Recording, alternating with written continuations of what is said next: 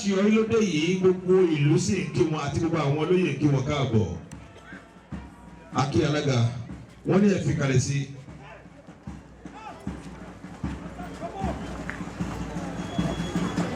Alága ìjọba ìbílẹ̀ ti ìlú Ìkòbẹ́. Lórí ẹ̀sìn tí wọ́n wà níkàlẹ̀, a kí àwọn bàbá wa láti mọ́ṣáláṣí Fàwọ́. Aspirance à un mieux-être dans tous les domaines de la vie sociale. Lui ne pouvait lui dénier ce droit au regard des multiples privations. Mo fẹ́ lọ sí Ìkòyí fún fúdúpẹ́ lọ fún gbogbo ọmọ ìlú Ìkòbẹ́ pátá fún ọ̀tìlẹ́yìn ìyá ń rí láti pé ọdún karùn-ún ìyá ti wà níbí gbogbo ìgbà ìyá bá ké pe ọmọ ìlú Ìkòbẹ́ àríkànlí ẹ̀ńdá wa lóhùn àsì máa ń sọ fàdé ọ̀rọ̀ ìdàgbàsókè ìlú kò sí ti bẹ́ẹ̀ ni kò sí ti kọ̀ǹsẹ̀yé wọn ni ti gbogbo ọmọ ìlú ni àsì dúpẹ́ pẹ̀lú ọmọ ìlú Ìkòbẹ́ ọmọ ìlú rere là jẹ́ lágbára Ọlọ́run òkè náà ni Ìkòbẹ́ àmà lọ sí.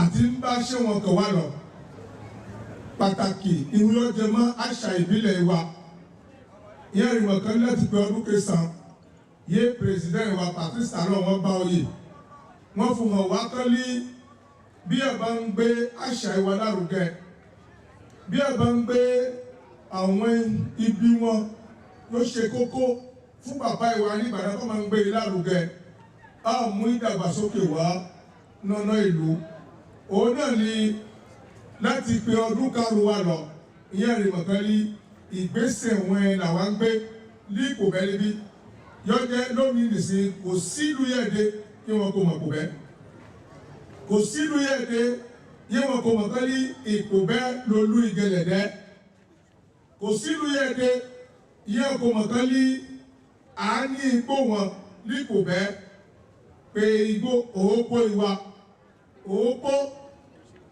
ìyówó ní ẹgbẹ́ mọ́ṣáláṣí kádójúkọ ààfin ọba lẹ́yìn òópó náà ìyẹn rí ṣọ́ọ̀ṣì catholic àti ṣọ́ọ̀ṣì protestant ó fún wọn pọ̀ ní Ìkòbẹ́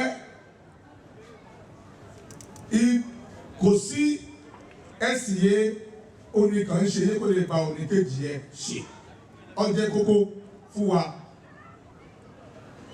ibi oko lọ́pọ̀ pọ̀ ní Ìkòbẹ́ ní igbó apá ní ṣàbàlóhùn Ìkòbẹ́ ní igbó ìjùkù ní àròdìsímọ́ Ìgànná Ìkòbẹ́ ní omi yánpẹ̀ ní ọ̀sà ní ọ̀tẹ̀ tán Ìkòbẹ́ ní òkú yánpẹ̀ ní ìṣe Ìkòbẹ́ ní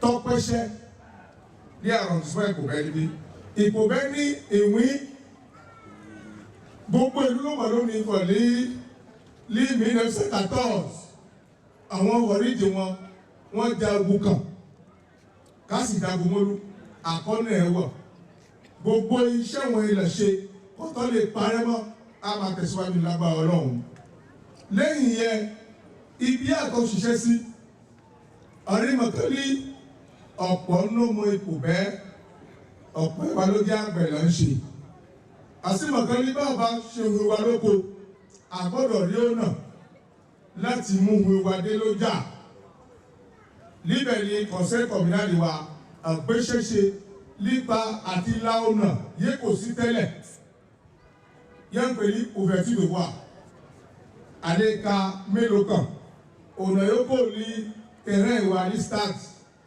kágbà ìta àtìgà kágbà ògùnbọ̀ káfúlà já sí bọ́dà ní ìtàrílẹ̀ ẹ̀rọ àlá àti ti rí projet yẹn wọ́n ti wá káti wọ́n ṣe ètùdì títí oṣù kókò láti sí gẹ̀ẹ́kẹ́ de bàtàkì káàsì bí wọlé bẹ̀ wọ́n á bẹ̀rẹ̀ bá a kò bá la ọ̀nà náà a kò lè rápá náà ti rí projet yàtọ̀ ìbùsùn ọ̀nà yóò kò ní àbá ìyàrá ẹ̀rọ síbẹ̀ kápá kájọlà kápùlà já sí ọ̀nà ìtọ́wé òhun àlá ọ̀pọ̀ ọ̀nà ní kò sí tẹ́lẹ̀ yálà nítorí ọmọ kan ní ọmọ ìlú ni wọ́n gbọ́dọ̀ pé ìmọ̀ òpè wọn jáde àwọn ọ̀nà wọn púpọ̀ làtọ́ ṣe àtọ́ṣe gẹ́gẹ́ pé ọ̀nà yóò kó ní gbàgì ká lọ igbó rẹ nítorí gbogbo inú wọn fọ̀ ní Ìkòbẹ́ ó wọ ọ̀nà kọ̀mí wọn yé ń gbìn rẹ̀ sí lónìí ọ̀nà yóò lọ síbi àgbìn rẹ̀ sí yẹn àṣìṣe nípa ẹ̀ ọ̀nà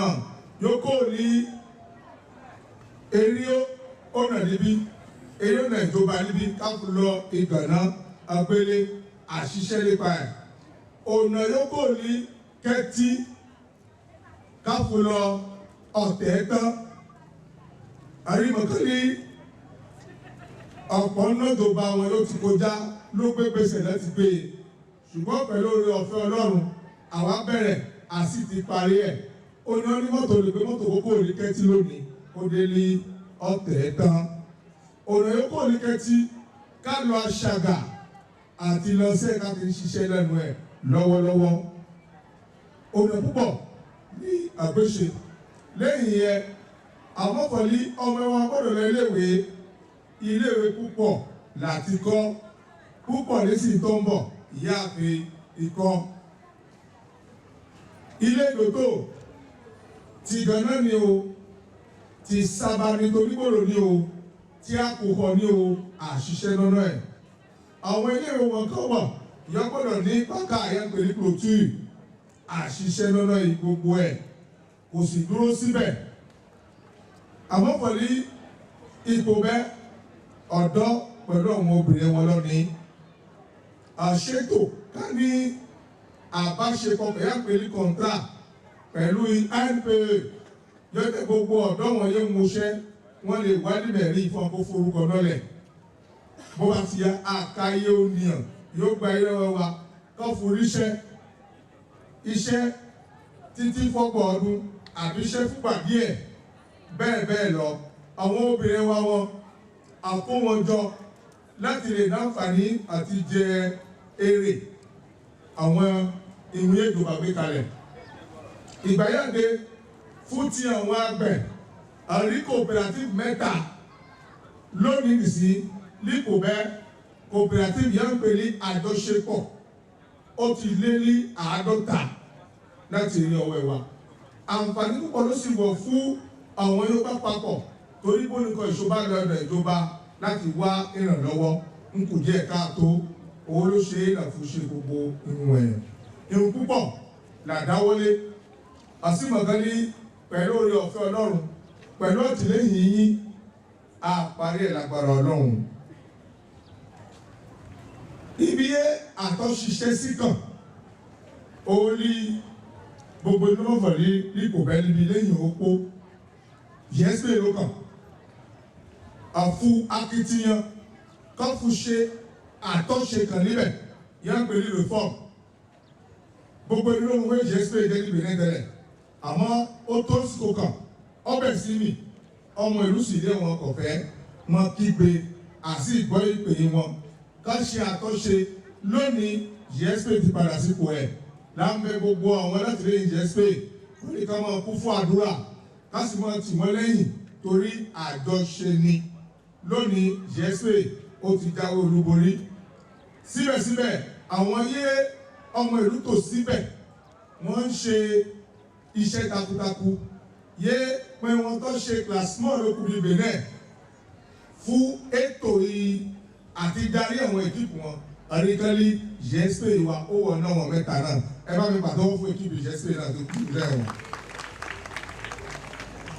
àdúpẹ́lọ́ fún ọ̀gá ẹ̀wà a kò lè sọ̀rọ̀ níbí fún ká máa lọ láì má dúpẹ́lọ́ fún president Patrice Talon fún iṣẹ́ takuntakun yẹn wọ́n ń gbé ṣe fún Ìkòbẹ́ àkọ́kọ́ wọ́n sọ Ìkòbẹ́ di olú plateau èkejì wọ́n ṣe ọ̀nà fún wa ọ̀nà yóò kó ní Ìkòbẹ́ ká lọ àjáwẹ̀rẹ̀ lọ ẹ̀wẹ̀ ní yóò kó lágàṣẹ kápá Ìkòbẹ́ ká fùdé bọ́dà president Talon ló ṣe fún wa wọ́n sì kọ́ stade fún wa yóò kójó ṣùwọ̀n wọ́n kọ́ fún wa ní Ìkòbẹ́ níbí ìyọ́ tó ṣe lákúgan orí projet yẹn pè ní bric ìyá àti sọ̀rọ̀ bá láti gbàyọ́ pẹ́ kọ̀tọ́ sí mọ́ ìmọ̀ o iṣẹ́ ti bẹ̀rẹ̀ agbaṣẹ́ṣe ti bẹ̀rẹ̀ ní ọ̀rẹ́ ìmọ̀fọ̀lẹ́ wọ́n ti ń gbé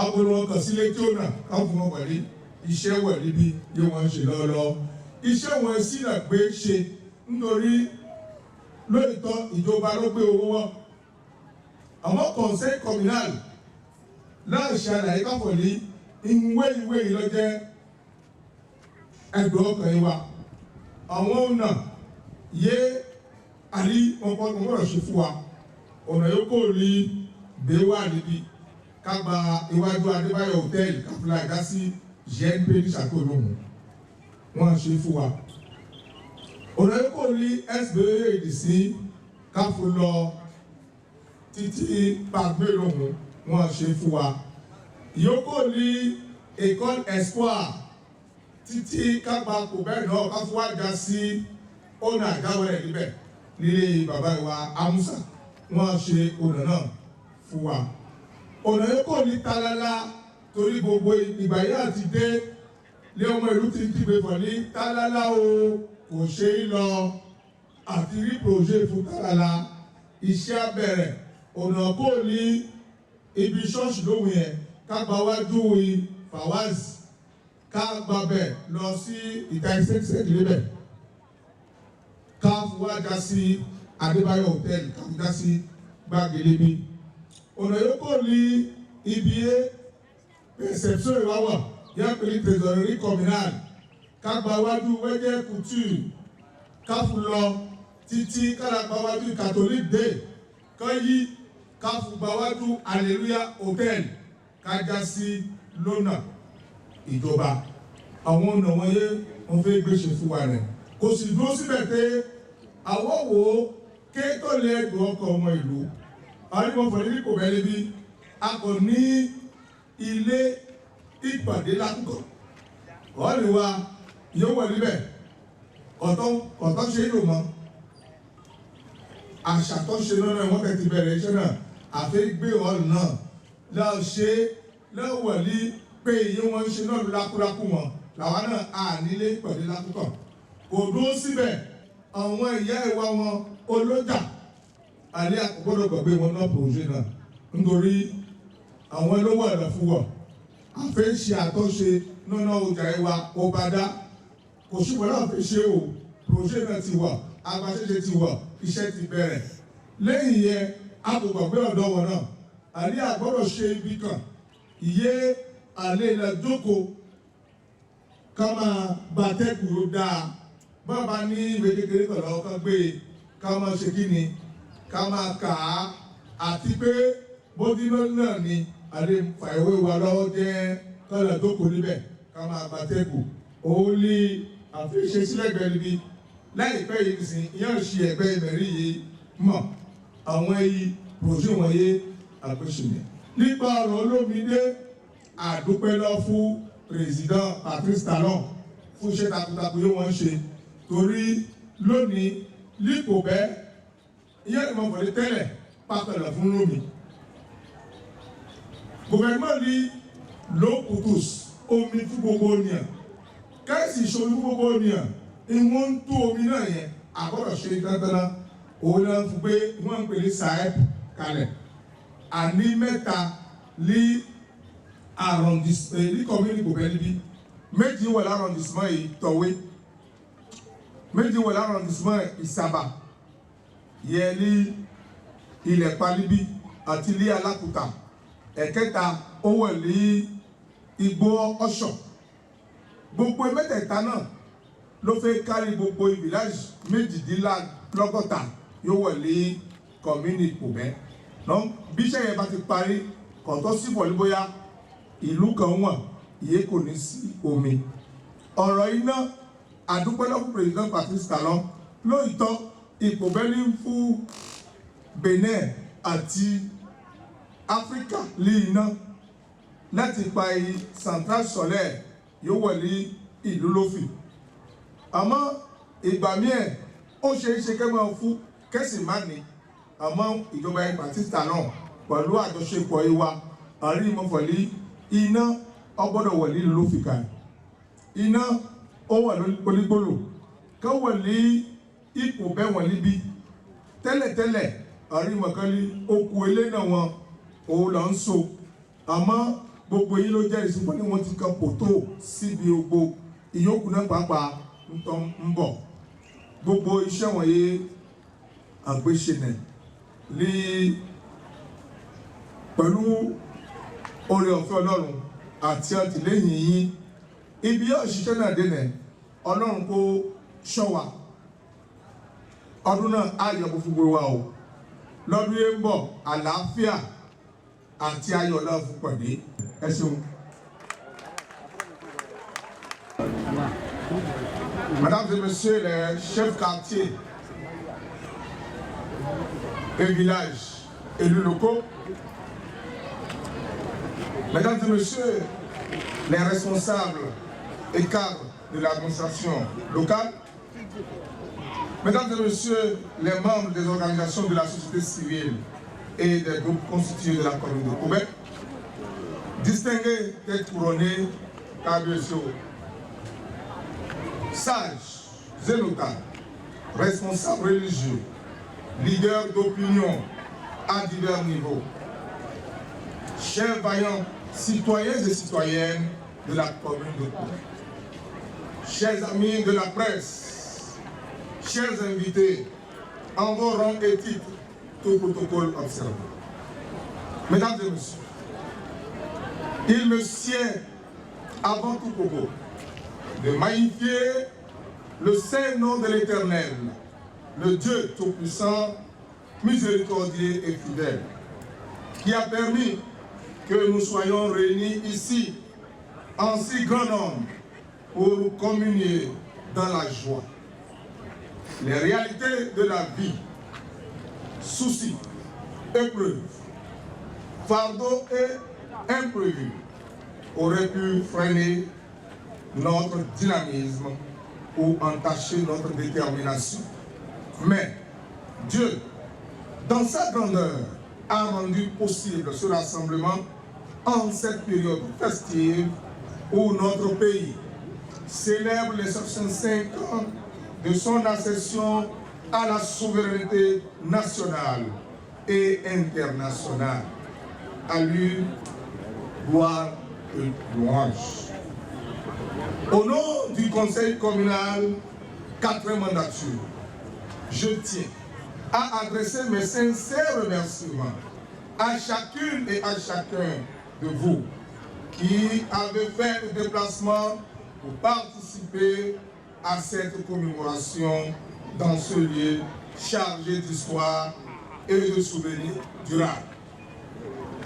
Je salue tout particulièrement nos amis, parents et partenaires venus d'un peu partout, plus précisément du voisin, le Nigeria. Votre présence ici est le symbole fort de la vitalité de notre coopération bilatérale et du caractère transfrontalier que revêt désormais la célébration de notre fête nationale à Koubé. Soyez-en remerciés et bénis. Distingués invités, mesdames et messieurs, notre histoire commune mérite d'être respectée. Rallié à la France libre durant la Seconde Guerre mondiale, le Dahomey devient un État autonome en 1958, avant d'accéder à l'indépendance le 1er août 1960. Devenue République populaire du Bénin en 1975, notre pays a connu plusieurs phases nationales, nationalistes, socialistes, puis une ouverture au libéralisme à partir de 1982. La conférence nationale de 1990 marque le tournant décisif vers la démocratie que nous connaissons aujourd'hui. Dans cette trajectoire, un homme de vision s'est dressé, son Excellence Patrice Athanase Guillaume Tall. Depuis 2016, il a enclenché une dynamique de réformes profondes qui ont repositionné notre cher pays sur la voie du développement durable. C'est dans ce contexte que Pobé a été confirmé comme chef-lieu du département du Plateau. Une avancée majeure pour notre commune. Chère vaillante population de Pobé, mesdames et messieurs, cette célébration du 1er août est pour moi un moment de bilan et de partage. Depuis juillet 2020, j'ai eu l'honneur de porter la vision de notre commune à la tête d'un conseil de 25 membres engagés. En 2026, vous aurez à choisir une nouvelle équipe. Je souhaite que cette époque soit dans la continuité des actions déjà engagées. Pourquoi pas le retour de votre humble serviteur, Simon Dinan Adebayo, pour préserver nos acquis, poursuivre nos ambitions et renforcer le bien-être collectif. Citoyennes et citoyens, en mars 2025, une loi historique a reconnu 16 royaumes et 90 chefs traditionnels dans notre pays. Même si certains royaumes de notre ère culturelle, comme Okhorige, Isale Ibere ou Ipobé, n'y figurent pas encore, nous avons choisi d'agir avec responsabilité. Notre appel est lancé, que nos cadres s'investissent dans la documentation de notre patrimoine historique. C'est un devoir de mémoire, un acte de foi pour l'avenir. Distingués invités, chère population de Pobé, sur le plan touristique, bien que les infrastructures soient encore à venir, notre commune a marqué des points grâce à la visibilité de ses sites, à la vitalité de ses initiatives. Le festival Ié Maru, ma musique, que nous avons accueilli en juin 2025, en est une illustration vivante. Il a permis à deux de nos artistes, notamment Ademaïti et Emouraji, de représenter fièrement Pobé et donc le Bénin au Togo. Ce sont là les avancées notables que nous devons saluer avec fierté. Mesdames et messieurs, certes, tout n'a pas encore été accompli, mais nous sommes sur la bonne voie. Le projet BRIC annoncé viendra métamorphoser notre commune. Salle de conférence moderne, maison des jeunes dignes de ce nom, autant d'équipements qui viendront renforcer notre tissu socio-communautaire. Nous restons également mobilisés sur les secteurs essentiels que sont la santé, l'éducation, la sécurité et l'accès à l'eau potable. Mesdames et messieurs, chers invités, dans ces secteurs cités, nous avons innové, notamment l'ouverture des voies d'accès pour les paysans, afin de pouvoir allier les produits pour le marché de roulement. Également la construction des salles de classe, l'électrification de nos communes, de nos arrondissements, et la question sécuritaire a été également abordée par le conseil communal après mandature. Je renouvelle ici ma profonde gratitude à son Excellence, M. Patrice Talon et son gouvernement pour leur vision et leur investissement constant. Mesdames et messieurs, l'ensemble des conseillers communaux, chefs de village et quartiers, élus locaux, nous les remercions également pour leur implication dans notre action. Nous remercions également le préfet du département du Plateau et ses collaborateurs pour leur soutien indéfectible. Nous remercions tous les services déconcentrés de l'État et nos partenaires techniques et financiers, notamment la BGF, la GIZ, pour ne citer que ces partenaires. Nos forces de sécurité, nous les remercions également pour les bravoures et les dévouements. Enfin, j'en appelle à toutes les forces vives et politiques de notre commune. Unissons-nous, mobilisons-nous, construisons ensemble une cité forte, attrayante et prospère. Préparons la paix. Préparons dans la paix les élections générales à venir en 2026. Soyons les ambassadeurs du vivre ensemble, les garants d'une démocratie apaisée. Vive le Bénin, vive l'indépendance et le développement local, vive la commune de Koubé, vive la coopération transfrontalière. Je vous remercie.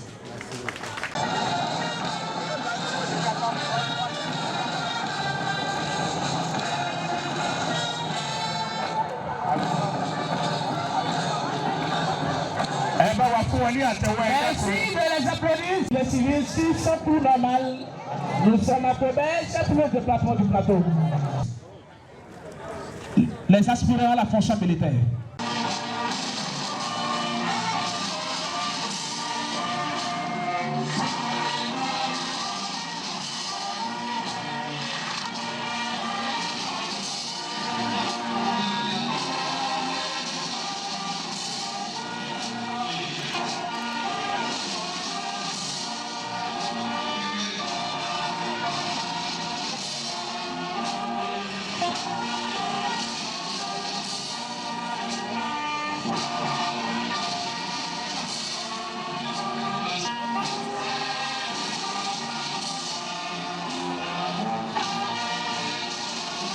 Kassim Moutoula pour saluer le conseiller Clotaire Olide qui est un ancien scout. Je ne sais pas s'il devait être tout scout, mais je sais qu'il a été scout. On a été bàkájẹ́ scout lórílẹ̀-èdè yìí. Ẹ pàtẹ́wọ́ fún wọn bẹ́ẹ̀ ṣe ń gbọ́ táwọn kọ̀ǹsẹ̀yẹ ń pàtẹ́wọ́ yìí. Kassim Moutoula. Ìmùlẹ̀ kábíyèsí Ọ̀wọ́adé Aláàfin tilẹ̀ Ọ̀yọ́ kábíyèsí ẹ̀sìn kábíyèsí mórí adé o.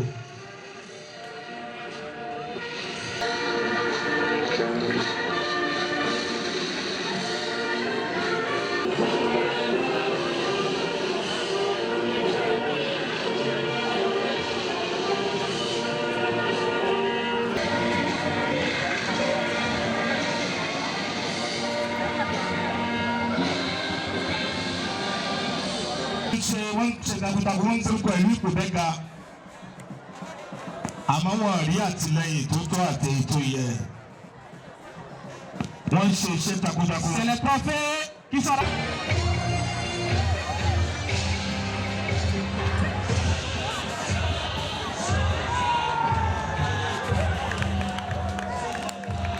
Merci de les applaudir s'il vous plaît.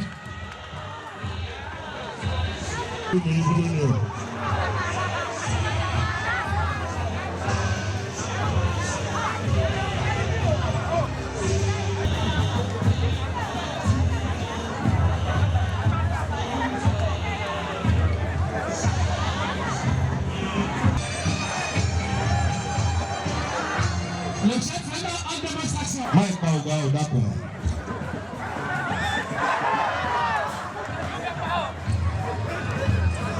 Merci de les applaudir s'il vous plaît. C'est des films. Santé et les soins aux personnes et aux communautés les plus vulnérables. Les principes de la Croix-Rouge sont humanité, impartialité, neutralité, indépendance, volontariat, unité et universalité. Àwọn yẹ̀rí ènìyàn ń gba ònìyàn là. Le comité.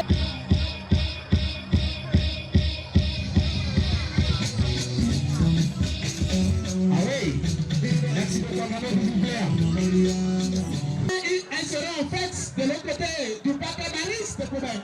Mais comment il a fait un autoroka, mais il a dit quoi? Et là, ici, on a demandé vous.